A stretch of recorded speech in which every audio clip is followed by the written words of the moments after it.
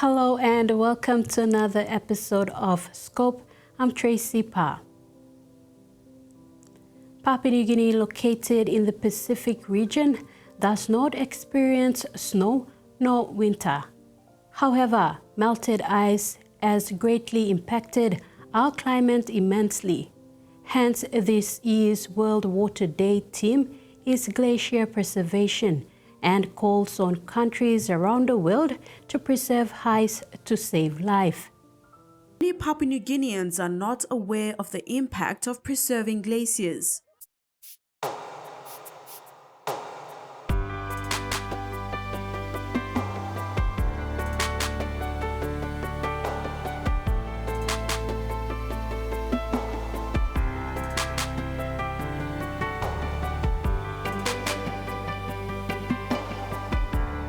Glacier preservation is the theme for this year's World Water Day. It is observed each year on the 22nd of March. Even though the tropics, experiencing a wet and dry season all year round, world data shows why it is necessary to preserve them. The National Snow and Data Center describes glaciers as large bodies of ice accumulated from snow over time. The largest concentration of glaciers are in Antarctica and Greenland. Several other glaciers exist in mountainous areas across various continents, except for Australia. With the glacier melting on a rapid scale in other parts of the world, the ripple effect is felt in PNG and other parts of the Pacific region. The rise in sea levels,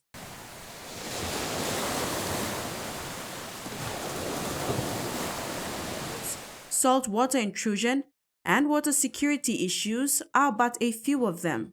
So glaciers basically serve as natural reservoirs for water. They hold a lot of that water in ice.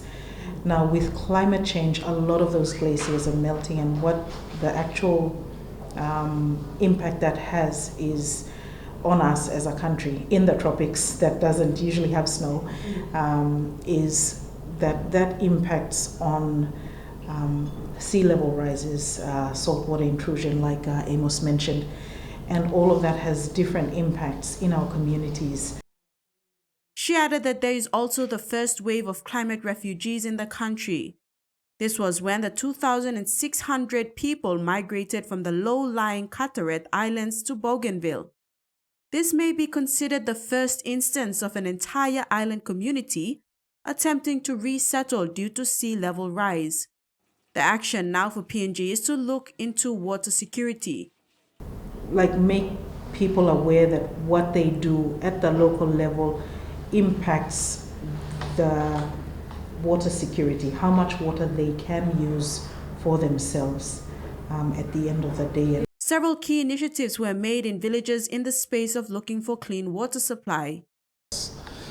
And based on this year's theme, we protect, we conserve the watershed. Water does not come from the tap. Water comes from a catchment.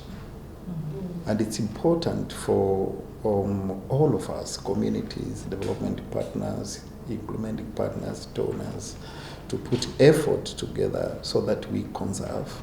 Having sustainable access to enough safe water to meet basic needs, encompassing drinking water, sanitation, food production, and economic activities is still lacking in PNG, as water and sanitation-related diseases are one of the leading causes of death for children under 5 years of age. This is sadly the case when only 40% of the population have access to safe drinking water, one of the lowest rates in the Pacific Islands.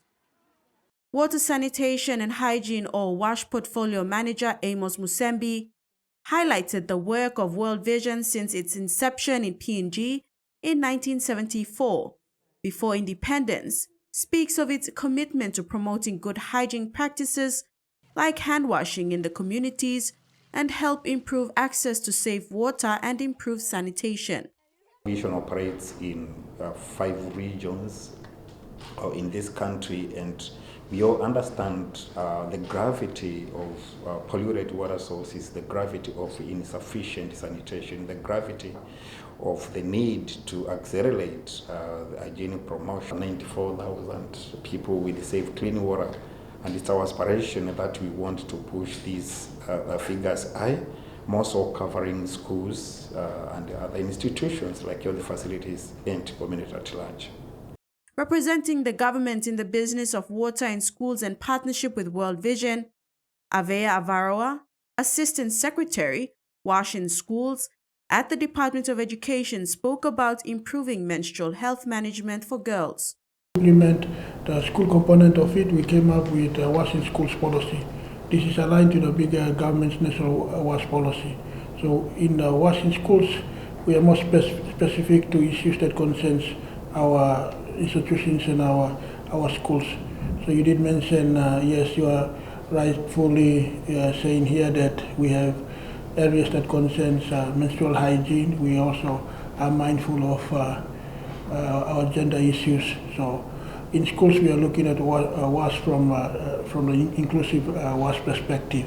We are trying to cover WASH from all angles, whether it be issues to do with WASH, whether it be issues to do with health and hygiene, where menstruation comes in.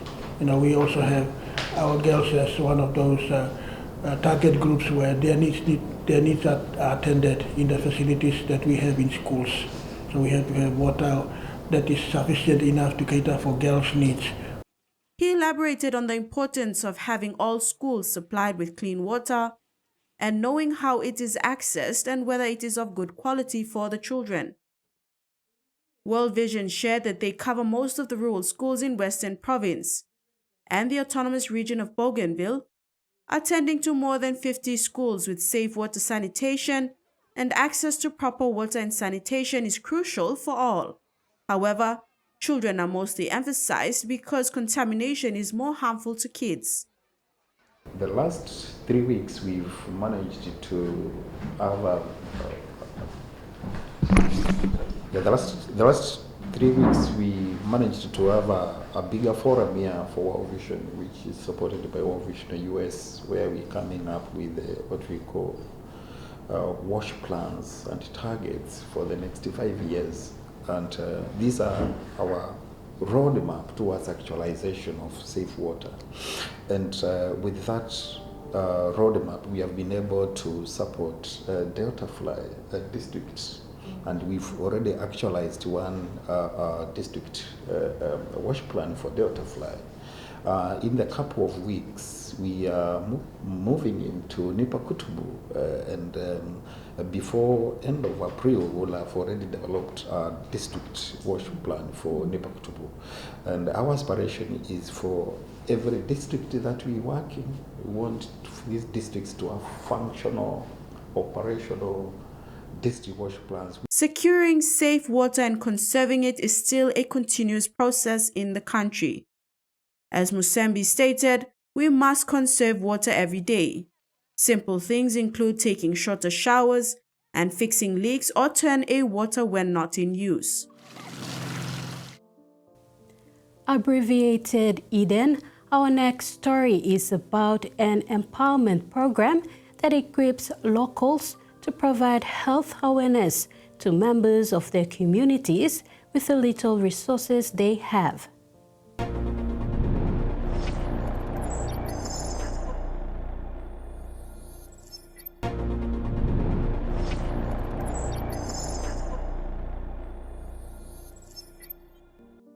A group of locals from Jimjum and Yawar in Madang's Raikos district were the first to graduate from a week-long training in rolling out the Effective Development Empowering the Nation program under the umbrella of the Jimjum Community Health Center. Known briefly as the Eden Training Program, this health education concept educates locals on how they can keep healthy using whatever little resources they have. The training is run by the Lutheran Health Services for the Madang and Sepik region. The trainees in Yawar are ready to implement skills learned from the Eden training.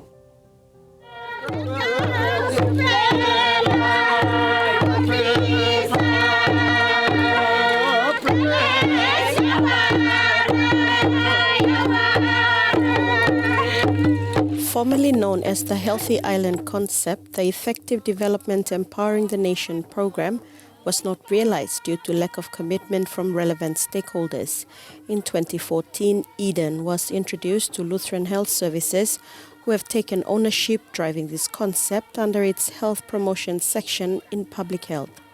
21 locals in Jimjam and Yawar of Rai Coast District walked proudly into the graduation arena, ready to receive their certificates for completing the Eden program. They will be the first to implement the Eden program in their communities.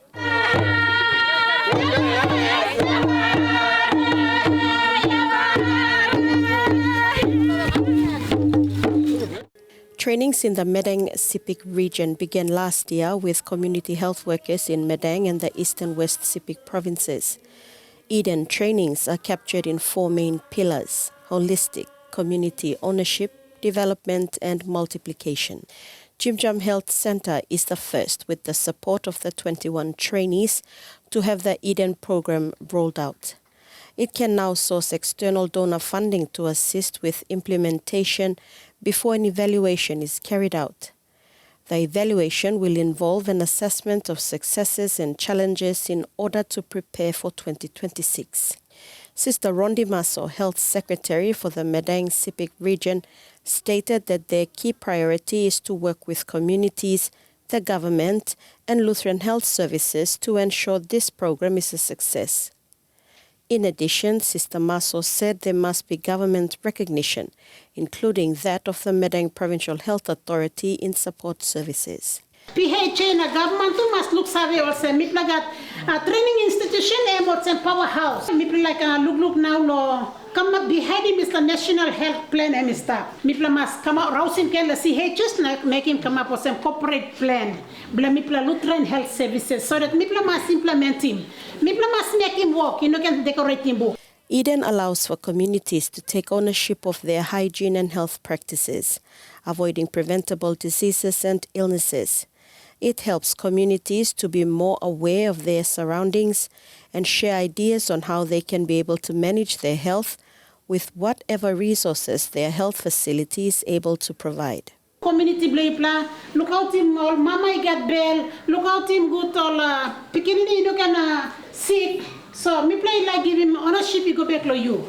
Alright. So time me play like make him some how about me play give him ownership you go to you, people must provide him training. Thank you, Lanaba increase the goals in 21. I'm so you must say you play Belhate, you play less the wasting time. Me like talk of some you play champion blow this club place.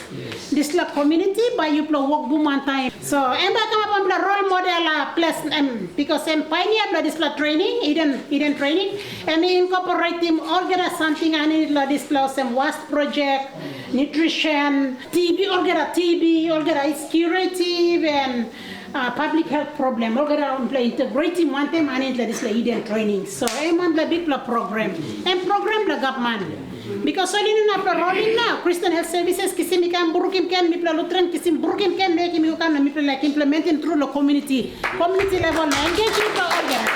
Fadok Mate, the community health worker in charge of Jimjam Health Center, commended the local community for building the health center. The clinic was a community initiative. Mate said it was first built with thatched roofing and over the years, fundraising efforts gave the facility a permanent modern look with roofing irons.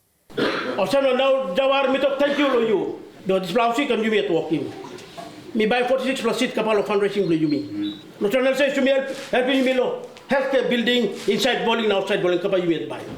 Now you talk on them care. Now dream and plan blow me want a community or board of management the community. Me like immediately come inside. Any work in the community, there shouldn't be any opposition. Time you look moving community go forward. He said the Yawar people are a great example of resilience and self-sufficiency to other communities in the Rai Coast. Sister Maso said health centers in the district will be undergoing the Eden training in the coming weeks. When we come back, tragedy brings residents together to create a safer space to exist.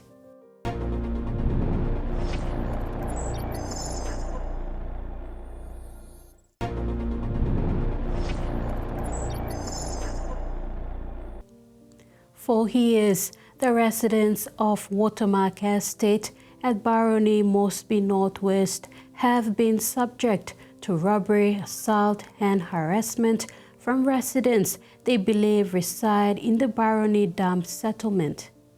They have spoken out saying they have been dealing with this silently. The brutal rape and murder of Margaret Gabriel is the most tragic of all crime perpetrated against this community.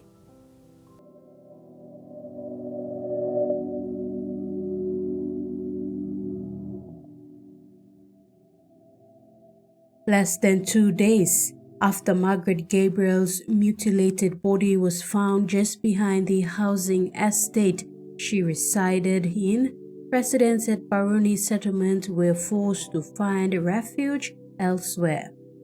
The infamous Barony Dam settlement, known for years as one of Port Moresby's most dangerous areas to live near or travel through, was at the center of a gruesome kidnapping, sexual assault, and murder case.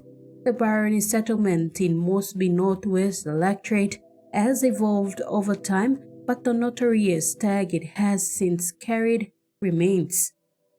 Over the years, the settlement became more exposed because the city authority opened up the city with proper roads and other amenities, including residential infrastructure, one of which is the Watermark Estate situated along the Barony Road. Residents of Watermark Estate are now speaking out after silently dealing with harassment, assault, and robbery from those they believe resides in the settlement. The brutal rape and murder of Margaret Gabriel is the most tragic of all crime perpetrated against the community, prompting residents to speak out because of the way Margaret was taken from the comfort of her own home and killed. Spokesperson Damot Bagasel said residents living in the estate live ordinary lives and work ordinary jobs to serve other Papua New Guineans. They should not have to live in fear every day. As a community that we have discussed over the 1 week, we want to sanction a police post that will be based in front of the main gate.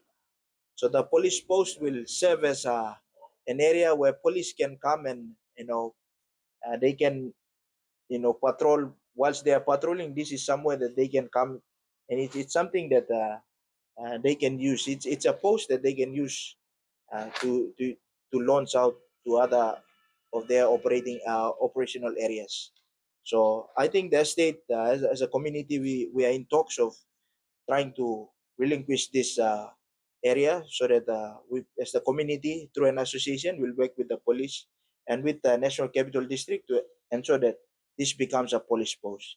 So the locality of this police post will not only serve other communities. On this side, there's a growing number of new investments that are happening. So I think if we put a police post here, it will really serve other communities and other investments that are happening down to Barony and all that way. But the main concern is our estate. I just live right near the main gate here. I'm the first victim to get these attacks. And today I don't sleep at nights. I stay awake with my boys up until 4 or 5 in the morning. And I hit the bed because I'm not working, so I rest at daytime. Hearing from Paul's experience, him being on the fringe of the estate, he's at the entrance, the gateway, and we have three entrances. So everyone that lives along the fence, they are vulnerable to the attacks, and there's no police presence here. Gero Police is focused on the main road and the Rainbow, and this place is only when there's a phone call. So if a police post is placed here, it will not only take care of Watermark, but look after this, the whole area on this side. So they will have another view to this. So we are taking that approach. It's like we are taking responsibility. And we're also, coming up with that initiative, which is a very good initiative for the community to get involved and our young men who are willing to be part of the reserve police, that's something that we can discuss with the NCD. The residents have taken steps to help their community with recommendations that include establishing a police post, a community watch initiative, and to partner with police in training interested residents to be police reservists. We are organizing ourselves. We'll put up some of our men, say 5 or 10 or whatever that's expected. We'll put them through the process so that they can man this police post and work with our regular police. So I think that's some of the interventions that we are trying to take drastically, and we want to move as we move forward. They also address the number of access they can have into the residential area, considering there are 2 and they are not properly manned by security. Proper fencing is another issue that Bagasel mentioned. Bagasel further explained that the establishment of the police post will provide security to residents in the estate and the neighboring community as well. Assistant Commissioner of Police NCD in Central Benjamin Churi agreed this is necessary if residents are to feel an increased level of safety and security. Other communities, they have these community wards. They like Geru for Geru, G for G. These are not funded by Gawana or NCDC. These is young men, they get up and look after the shopping center with the support of I order all the station commander to support every neighborhood watch, so they can create a neighborhood watch. The gate, they have a gated area, so all they can do is get the numbers of, like I publish you all the numbers for station commander, sub-ops, med-sub, so use this to call them, but get involved with the station commander, go form this group within the neighborhood inside the watermark, and affiliate, meaning organize with the PSC, so that PSC, they will patrol around and check the neighborhood was. It's very close to the station. There's no point in creating putting a police station there. But if they wish, then their gate, they can put a house there. But otherwise, it's close to the station. It's not very far. With the Garo Police Station Commander, should they need police assistance in the future. So a lot of things will be changed. Governor NCD will fence up the NCDC will fence up the dumping pit. Other companies who want the title over the land on the side will do their fencing. It's going on now, Joe Ken. And no one will be inside the dump, outside the dump. That area will be cleared of everyone.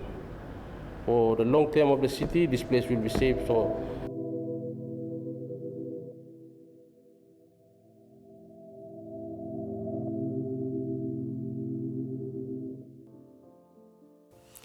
Make sure to join the discussion or leave a comment under our stories in today's episode on the TVWAN online website and YouTube channel. Until next Sunday, I'm Tracy Pa. See you then.